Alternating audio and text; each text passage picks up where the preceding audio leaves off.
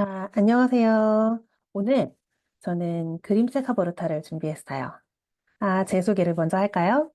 저는 현재 하람 어린이집을 운영을 하고 있고, 그 외에도 아동 발달이라든지 양육 코칭, 하부루타, 그림책 심리 지도 같은 다양한 분야에 있어서 부모 교육을 진행하고 있는 강사이기도 합니다. 만나서 반갑습니다. 오늘은 하부루타 그림책을 준비했어요. 하부루타, 뭐가 좋을까요? 왜 좋을까요? 들어보셨나요? 네, 하부르타는 유대인의 문화에서 온 이야기예요. 하부르타에 나오는 하부가 바로 친구라는 뜻을 가지고 있는 아랍어입니다. 그래서 간단하게 이야기하자면 상대방과 짝을 지어서 계속 대화를 주고받고 질문을 주고받고 이야기를 이어나가는 걸 바로 하부르타라고 생각하시면 될 것 같아요. 제가 영상을 준비했어요. 하부르타가 왜 좋은지, 어떤 문화인지 한번 보고 가시겠습니다. 하버드 로스쿨 다닐 때 이렇게 유심히 봤더니 크리티컬 싱킹을 더 잘하고 더 질문을 잘하는 친구들이 있는 거예요. 사실 이 친구들 그 중에 하나지만 유태계 우리 예, 친구들, 예. 인도계 친구들이 진짜 잘하죠. 더 유의미한 질문과 퀘스처닝을 잘해서 제가 막 물어봤어요. 너네 무슨 교육을 따로 받니? 와, 정말 집에서 무슨 뭘 따로 받나? 내가 물어봤더니 그냥 이게 질문하는 컬처가 집에서 밥상머리 교육이 있더라고요. 그래서 정말 어릴 때부터 밥을 먹으려고 저녁 테이블에 앉으면 부모님이 오늘 학교에서 뭐 배웠냐? 우리는 너 오늘 학교에서 몇 점 맞았냐? 몇 개 틀렸냐? 왜 틀렸냐? 약간 이런 거라면 티피컬하게 그렇지 않은 부모님도 계시겠지만 여기서는 오늘 뭐 배웠니? 이러이런 거 배웠어. 그래서 그거에 대한 너의 생각은 뭔데? 이렇게 부모가 물어봤다는 거죠. 네. 그래서 본인이 이러이러한 거라고 얘기하면 왜? 왜 그렇게 생각하는데? 그래서 본인이 얘기하면 근데 그러면 엄마가 만약에 이렇게 얘기하면 그렇게 반대하면 너는 그거에 대해서는 어떻게 생각해? 이렇게 반대하는 이의를 제기해보고 그래서 얘가 그거에 대한 답을 할 준비가 안 돼 있으면 한 번 더 생각해보고 뭐 네가 좀 리서치도 좀 해보고 찾아보고 근거를 가지고 내일 다시 얘기해볼까? 약간 이런 식의 대화를 많이 했다는 거죠. 어릴 때부터 집에서도. 네. 하부르타의 문화에 대한 이야기를 한번 들어보셨어요. 어떠세요? 어떤 교육이라기보다는 문화에 가깝죠. 부모 자식 간에도 왜 그렇게 생각하는데? 라고 질문을 하고, 너는 그렇게 생각하는구나. 내 생각은 이런데, 그럼 그거에 대한 네 생각은 어때? 하고 계속 질문을 주고받으면서 생각을 확장해 나가는 그런 대화 방법입니다. 그러면 이런 대화 방법이 왜 좋을까? 그런 타당한 이유가 있으면 더 그림책에 적용하기가 좋을 것 같아요. 이 시대에 필요한 하브루타에 대한 이야기를 하려고 합니다. 자, 앞에서 보았듯이 하버드대에서도 날고 긴다 하는 그 인재들이 모여있는 그곳에서도 유태계 친구들은 특출난 뭔가가 있어 보인다는 거예요. 그래서 들여다봤더니 바로 그 밥상머리 교육, 질문을 주고받는 하브루타라는 거죠. 이 하브루타를 주고받았더니 아이들이 발달되는 부분, 역량이 있는데 그 역량을 들여다봤더니 지금 이 시대에 미래 인재에 필요한 4C. 첫 번째가 창의성, 크리에이티비티. 두 번째가 비판적 사고, 크리티컬 띵킹. 세 번째가 협업, 콜라보레이션. 네 번째가 의사소통, 커뮤니케이션. 이 네 가지가 정말 잘 발달하더라. 하브루타를 하는 게 미래 인재 역량을 키우는데 정말 도움이 많이 되는구나. 라는 걸 알게 됐어요. 그래서 이 하부르타로 자라난 유태인들은 어떤 친구들이 있길래 정말 그렇게 뛰어나다고 하는가. 지금 화면 보시면 이 네 개의 기업 제가 마크를 가지고 왔는데 이 마크, 이 회사를 모르시는 분이 얼마나 될까요? 전 세계적으로 너무 유명하죠. 이 기업들의 CEO들은 다 유태인입니다. 어렸을 때부터 하브루타 집안 밥상머리 교육을 받으면서 자란 이 유태인들은 뭔가 생각하는 게 남달랐다는 거죠. 자, 하브루타는 이렇게 뛰어난 인재를 만드는데 좋은 도구예요. 그러면 공부를 잘하고 뛰어난 인재를 만드는 데만 필요한 것일까? 그렇지 않죠. 아이랑 대화를 주고받을 때 감정적 소통이 일어나지 않으면 대화가 잘 되지 않습니다. 맞나요? 네, 맞아요. 그래서 아이랑 끊임없이 대화를 하다 보면 그 안에서 자연스럽게 생겨나는 것이 바로 존중, 사랑, 이해들이에요. 그래서 어릴 때일수록 더 많은 하브루타가 필요합니다. 부모가 아이의 생각을 물어봐주고, 감정을 들여다봐주고, 질문을 하고, 아이는 골똘히 생각하면서 자기 마음을 들여다보고, 자기 생각을 되짚어보는 그런 것들을 아주 어렸을 때부터 계속 한다면 또래 관계뿐만 아니라 친구들 사이에서도 그리고 부모 자녀 간에도 관계를 굉장히 긍정적이고 원활하게 만들어 나가는데 하브루타는 아주 좋은 도구가 될 것입니다. 이 좋은 하브루타를 가지고 이제 그림책 놀이를 같이 해볼 거예요. 그림책, 하브루타로 하는 그림책도 따로 있나요? 뭔가를 사야 되나요? 아니, 그렇지 않습니다. 제가 밥상머리 교육이라고 앞서 소개해드렸잖아요. 그것처럼 하브루타는 책뿐만 아니라 음악, 미술, 속담, 역사, 어느 것을 가지고도 할 수 있기 때문에 그림책 역시도 특별한 그림책이 따로 있는 것이 아니라 다양한 그림책, 그냥 우리 집에 꽂혀 있는 그림책, 아무거나 아이들이 좋아하는 걸 가지고 시작할 수 있어요. 그림책 하브루트 어떻게 하나요? 이제 본격적으로 한번 설명을 드릴 거예요. 부모님들은 아이들한테 그림책을 보여주실 때 어떤 방법으로 읽어주시나요? 자, 그림책을 아이가 꺼내옵니다. 혹은 부모님이 골라주셔도 좋죠. 그래서 표지부터 읽습니다. 자, 그림 보이시죠? 무지개, 호랑이, 자, 여기 호랑이 있다. 이 안에 호랑이가 뭐 하는지 한번 볼까? 하고 넘겨보실 거예요, 아마. 그쵸? 그런데, 하브루타를 할 때는 이 표지만 가지고도 책을 넘기지 않아도 정말 재미있는 이야기를 무궁무진하게 아주 오랫동안 끌어나갈 수가 있어요. 자, 하브루타 어떻게 하는지 제가, 화면에 보이시나요? 네 가지 정도로 요약해서 적어놨는데, 첫 번째는 글밥에 너무 집착하지 마시라는 거예요. 부모님들이 대부분 보시면 그 그림책 안에 있는 글을 꼼꼼하게 다 읽으시려고 자꾸 해요. 그리고 끝까지 읽으려고 하세요. 그런데 그 마음은 너무 이해가 돼요. 저도 그렇게 하고 싶거든요. 그런데 아이들과 그림책으로 하보르타를 할 때는 생각의 흐름을 만들어가고 또 아이가 자기 생각을 들여다볼 수 있는 게 중요하기 때문에 글자를 그대로 읽는다거나 그림책이 작가가 전하려고 하는 내용을 내가 배워야지, 외워야지 그렇게 접근하는 것이 아니기 때문에 글자를 그대로 읽으려고 하지 않으셔도 되고 또 동화책을 끝까지 다 읽지 않고 중간에 삼천포라고 하죠. 다른 이야기로 새도 괜찮습니다. 더 좋아요. 더 재밌습니다. 집착하지 않으셔도 되고 그 다음에 책이 주려는 내용이 뭐지? 그래서 착하게 지내야 된다는 건가? 아니면 거짓말을 하지 말아야 된다는 건가? 자연을 보호해야 된다는 건가? 이런 책이 주는 메시지를 읽으려고 하시는 분들도 있어요. 물론 책에서 주는 메시지 아주 좋습니다. 그게 무엇인지 파악하는 능력도 필요합니다. 그런데 아이들을 대상으로 그림책 카부르타를 할 때는 교훈보다는 그 안에서 시각적으로 그림을 보고 아이가 어떤 생각을 했는지, 왜 그런 생각을 했는지, 들여다봐주고 질문하고 감탄하고 또 거기서 꼬리에 꼬리를 무는 질문이 나오는 걸 훨씬 더 추천합니다. 자, 이 책은 아주 어린 아이, 1세 아이부터 6살, 7살 좀 유치원 갈 만한 아이들까지 다 읽을 수 있을 것 같아요. 뭐 초등학교 가는 친구들도 충분히 볼 수 있는 그런 그림책이죠. 이 그림책을 보고 질문을 할 때, 아이의 연령을 생각하면서 질문을 하시면 좋아요. 작은 어린 연령의 아이들이라면, 여기 엄마가 어디 있지? 라는 질문. 아이가 가장 관심 있어 하는 게 엄마, 아빠, 뭐 이런 것들이죠. 그래서, 이 중에 엄마는 누구일까? 이런 질문들. 지금 여기에, 풀밭이 있네. 이 친구들 뭐 하고 있나? 이런 거. 자기 경험에 비춰서 대답할 수 있을 만한 것들. 그런 것들을 아이 연령에 맞게 질문해 주시면 좋고, 저희 아들은 초등학생인데, 초등학생이다 보니까 다양한 분야에 좀 많은 지식을 가지고 있을 수 있잖아요. 한 살보다는. 그러니까, 지금 뭐 늑대의 배를 꼬매고 있는 장면이죠.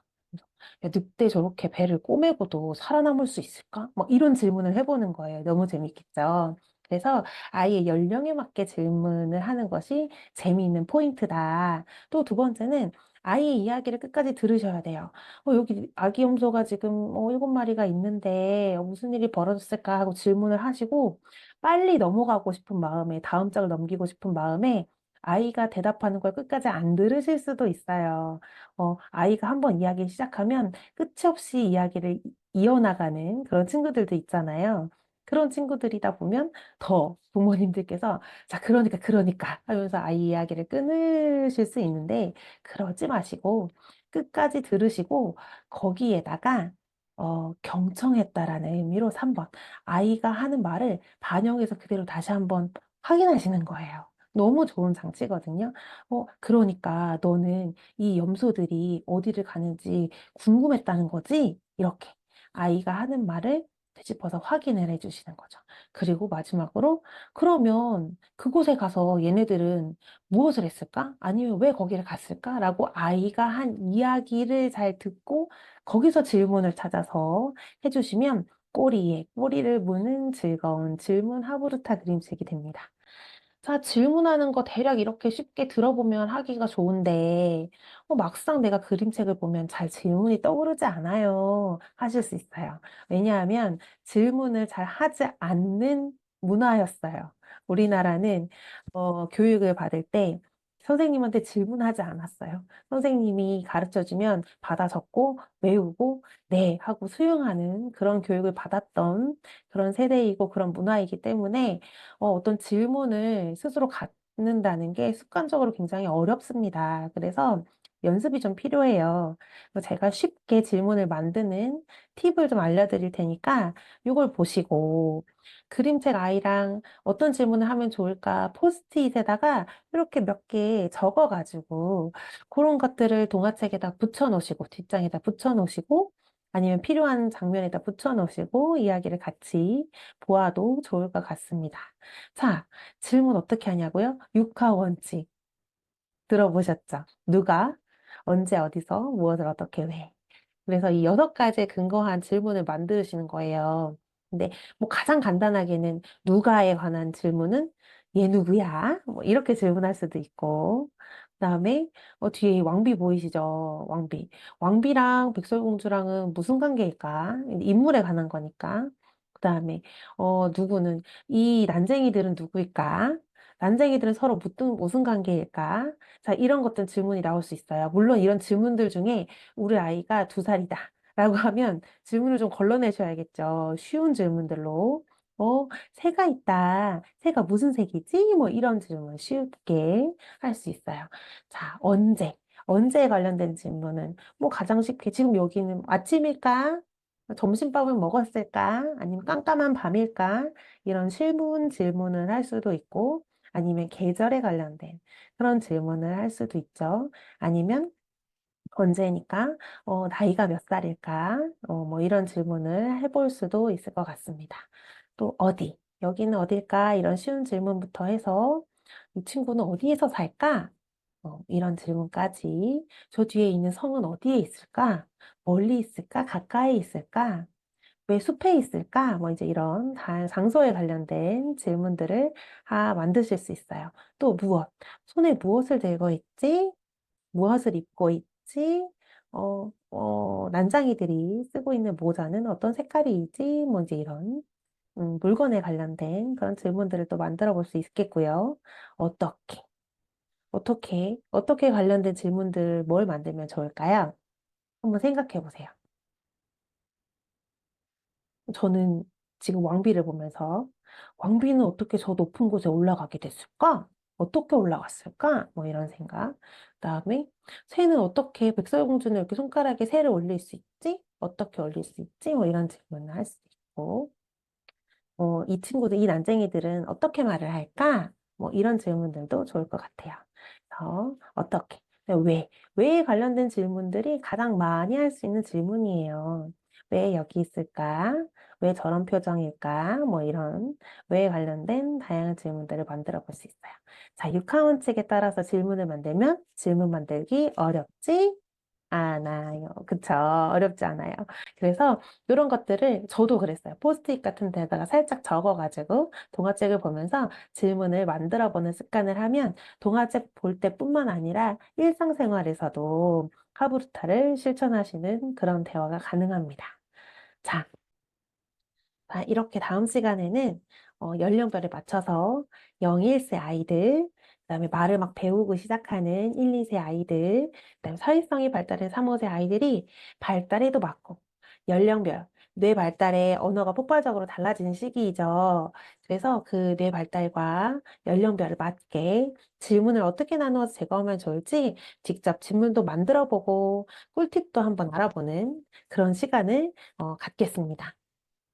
그런데 질문을 할 때 중요한 부분이 있어요. 제가 화보르타 너무 좋아요. 이렇게 말씀을 드리고 질문을 가지고 하면 좋으니까 질문을 한번 그림책 뒤에다 만들어 보세요. 포스트잇에다 적어 보세요. 이렇게 말씀을 드렸더니 질문을 갑자기 너무 집착하기 시작하시면서 그림책을 볼 때마다 온갖 질문을 쏟아내시는 부모님들이 계실 거예요.